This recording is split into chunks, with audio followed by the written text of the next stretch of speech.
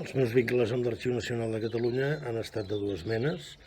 El primer, de caràcter polític, durant el meu període com a conseller de Política Territorial i Obres Públiques. Primer, perquè hi van fer transferències de documentació.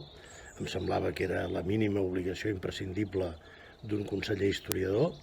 I, per altra banda, després, transferint, conjuntament amb el Departament de Cultura i fent-hi una aportació econòmica, els documents que vam trobar en el pis de Josep Puig i Cadafalch.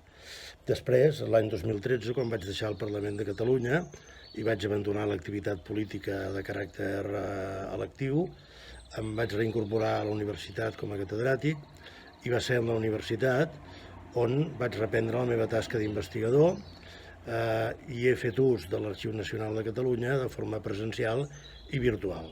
He anat a veure els fons de la Generalitat de Catalunya, època República i Guerra Civil, i també els he vist digitalitzats i els he estat utilitzant per analitzar l'evolució del salvament del patrimoni històric artístic de Catalunya durant els anys de la guerra.